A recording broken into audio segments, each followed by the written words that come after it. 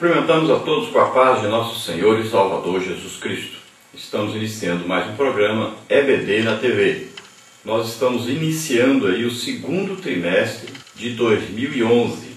Nesse trimestre nós estaremos estudando aí sobre movimento pentecostal, as doutrinas da nossa fé. Estamos aí no centenário das Assembleias de Deus no Brasil. Estamos comemorando neste ano esse tão importante evento para a nação do Brasil. As nossas lições desse trimestre foram escritas aí pelo pastor Elianai Cabral, tendo como consultor doutrinário e teológico o pastor Antônio Gilberto e uma participação do pastor Israel de Araújo na lição 10 aí, falando sobre o centenário, contando a história desses 100 anos da Assembleia de Deus no Brasil.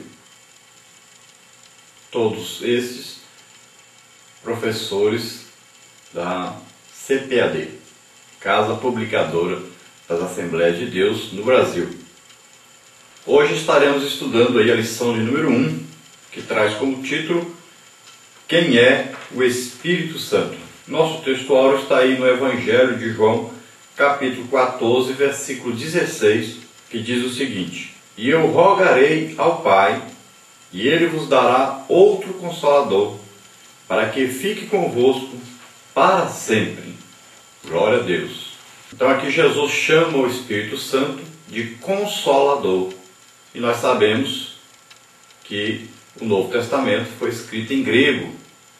E a palavra empregada aqui para falar Consolador é a palavra grega Paráclitos, que significa literalmente alguém então que foi chamado para ficar ao lado de outro, para ajudar esse outro.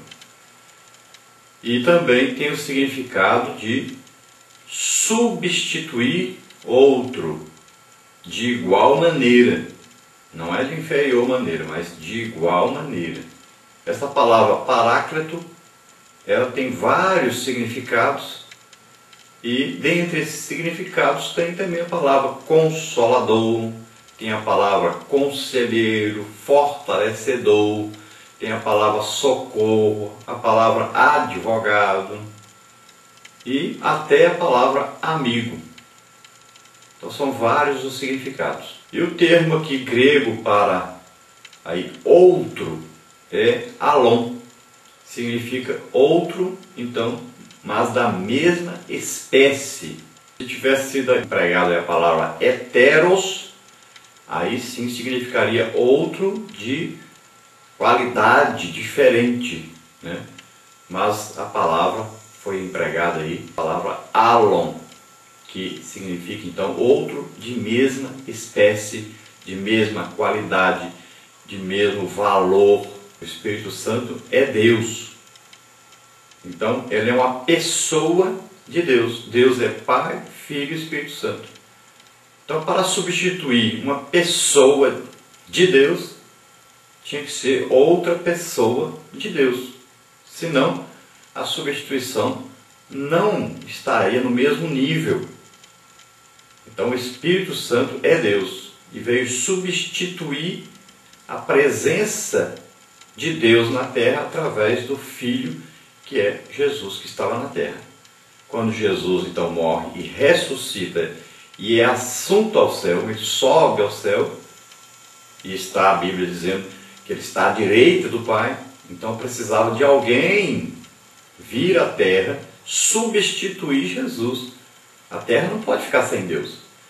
Então o Espírito Santo veio para ficar no lugar de Jesus e ele faz morada em nós, todos aqueles que aceitam Jesus como Senhor e Salvador.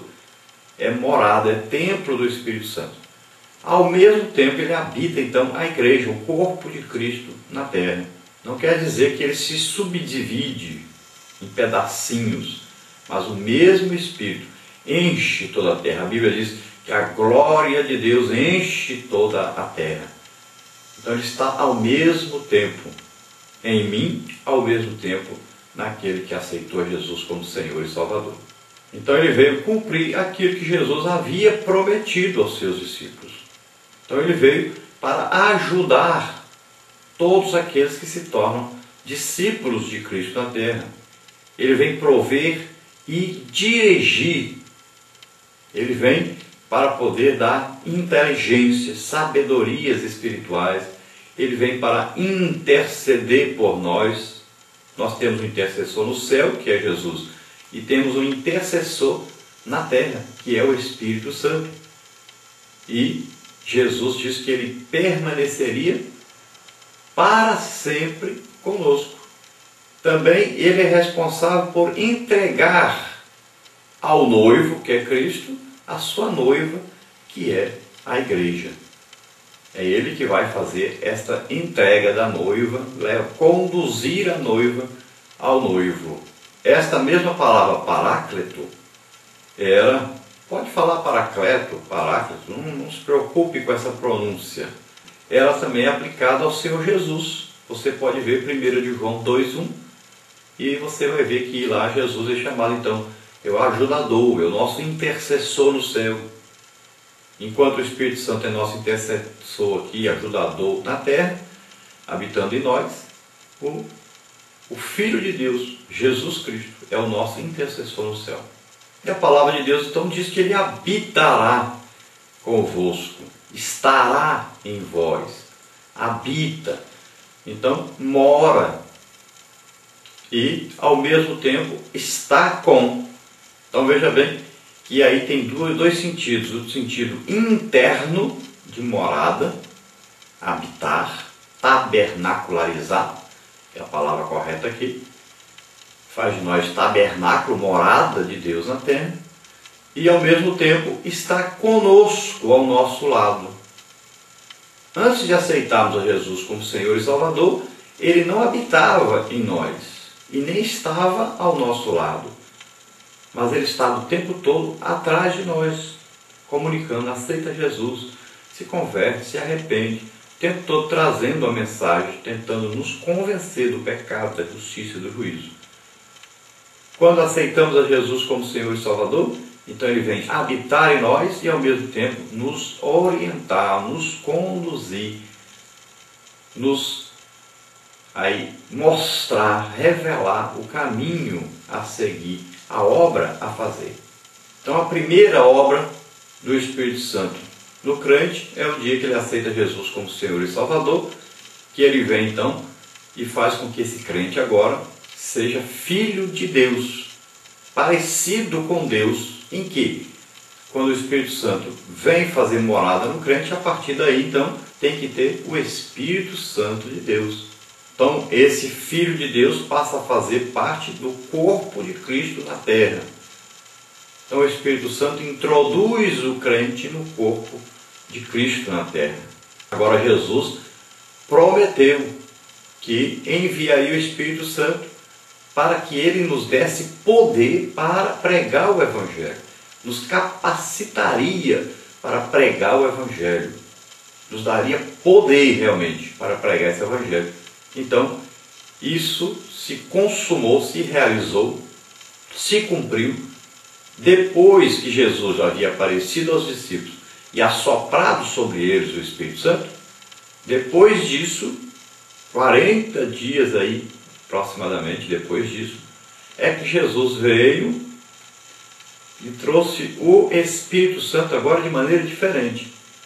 Jesus não veio em pessoa, eles não viram Jesus, mas Jesus trouxe agora o batismo com o Espírito Santo. João Batista havia dito, olha, eu vos batizo com água para arrependimento, mas após mim vem um que eu não sou digno nem de desatar as correias das suas sandálias.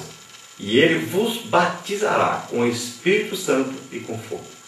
Então veio sobre os discípulos que estavam reunidos ali no cenáculo, estavam com medo dos judeus, mas eles estavam ali aguardando a promessa. Jesus disse, ficai em Jerusalém até que do alto vocês sejam revestidos de poder.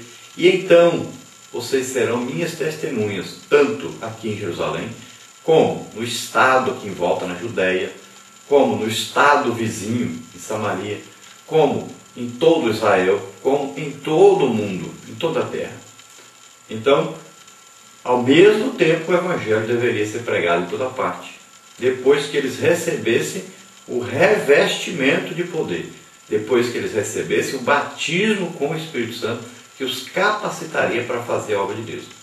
Então, na verdade, existem aí duas igrejas diferentes pregando o Evangelho. Uma que obedeceu a ordem de Jesus e recebeu primeiro o batismo com o Espírito Santo, para depois sair pregando o Evangelho. E existe uma outra igreja, que é aquela desobediente, que não recebeu o batismo com o Espírito Santo e prega o Evangelho em toda parte. Então existe aí dois tipos de evangelho sendo pregados.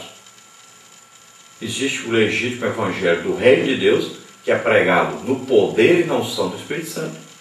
E existe um outro evangelho que prega sobre Jesus, mas um evangelho que não é o evangelho legítimo do Reino de Deus, que está sendo pregado por aí também. Então temos que tomar cuidado em identificar o verdadeiro evangelho para ser pregado, para ser pregado com o poder, com a unção, com a operação do Espírito Santo. E nós vamos estudar nesse trimestre sobre o Espírito Santo. Quem é, como age, seus nomes, aí as figuras que aparecem representando o Espírito Santo. Então nós vamos estudar detalhadamente. E vamos estudar também a operação do Espírito Santo na igreja através dos séculos, desde o dia de Pentecostes até hoje. O que aconteceu? Está registrado na história da igreja aí o movimento pentecostal, a ação do Espírito Santo na igreja.